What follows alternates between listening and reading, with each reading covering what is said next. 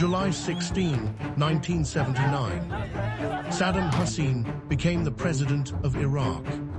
The message was unmistakable. Iraq now had only one leader.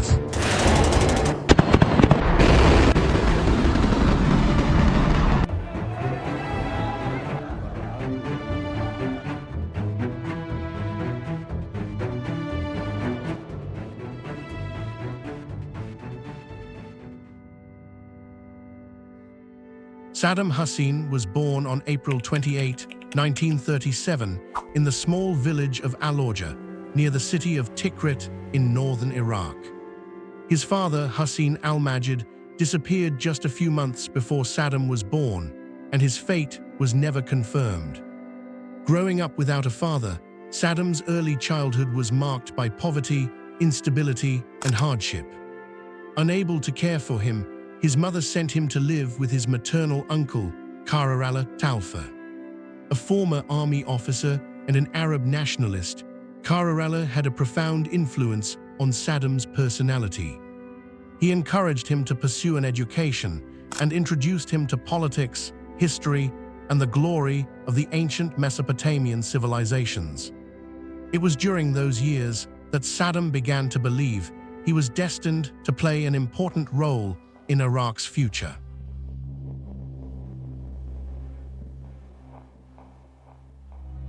In 1957, he joined the Iraqi Ba'ath Party.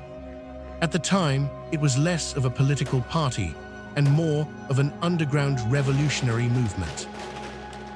1 year later, on July 14, 1958, Brigadier Abd al-Karim Qasim overthrew Iraq's monarchy in a military coup and seized power. The new government quickly began suppressing its political opponents. By then, Saddam had become an active member of the Ba'ath Party. During one of these crackdowns, he was arrested and spent nearly 6 months in Baghdad's prisons. After his release in late 1959, the Ba'ath Party entrusted him with a mission that would change his life forever. Its target was Iraq's leader, Abd al-Karim Qasim. Saddam was selected as one of 7 members assigned to carry out the assassination. But the operation failed. The team's leader was killed. Wounded during the attack, Saddam managed to escape by reaching the Tigris River and swimming across it before government forces could capture him. Soon afterward, he was sentenced to death in absentia. From that moment on, Saddam Hussein was no longer just a young man from a rural village.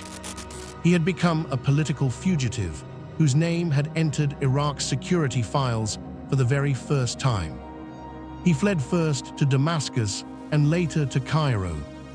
During his years in exile, Saddam led the Ba'ath Party's student organization in Egypt and briefly studied law at Cairo University. In 1963, the Ba'ath Party successfully overthrew Qasim in another military coup. Qasim was executed and Saddam returned to Iraq. He quickly found a place within the new government's security apparatus. But the Ba'ath government survived only a few months before it too was overthrown. Saddam was arrested once again.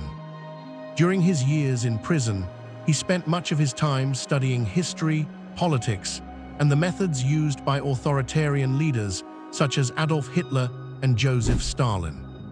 In 1968, the Ba'ath Party returned to power under the leadership of Ahmed Hassan al-Bakr. Because of their family ties and mutual trust, al-Bakr appointed Saddam, then only 31 years old, as his deputy. More importantly, Saddam was given control over Iraq's expanding security services. Within only a few years, he became the most powerful man in Iraq after the president himself. On July 16, 1979, Ahmed Hassan al-Bakr announced that he was stepping down due to health reasons. Saddam Hussein officially became president of Iraq. Only days later, hundreds of senior Ba'ath Party officials gathered for what appeared to be an ordinary party meeting. Before television cameras, the names of 68 officials were read aloud. Each was accused of treason. Its message was unmistakable. From that day forward, Iraq had only one leader. Only 1 year after taking power, Saddam Hussein made a decision that would permanently change the future of Iraq and the Middle East. At the time, Iran had just gone through the Islamic Revolution of 1979. Its military was in disarray. Many of its senior commanders had been dismissed, imprisoned, or executed. To Saddam, it looked like the perfect opportunity. He believed Iran was at its weakest. He was convinced that Iraq could launch a swift military campaign, seize full control of the Shatt al-Arab waterway, settle long-standing border disputes in Iraq's favor, and establish itself as the dominant Arab power in the region. On September 22, 1980, Iraqi forces crossed the border.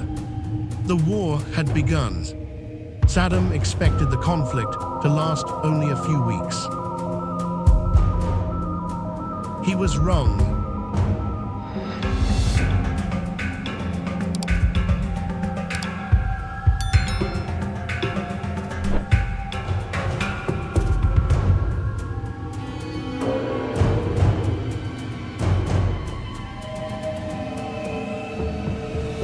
What was supposed to be a short campaign turned into an 8-year war, one of the bloodiest conflicts of the 20th century. Hundreds of thousands of soldiers and civilians were killed on both sides. While Iraqi state television continued speaking of victory and heroism, the country's economy was slowly collapsing under the enormous cost of war. By the time the conflict ended in 1988, Iraq was burdened with massive debt.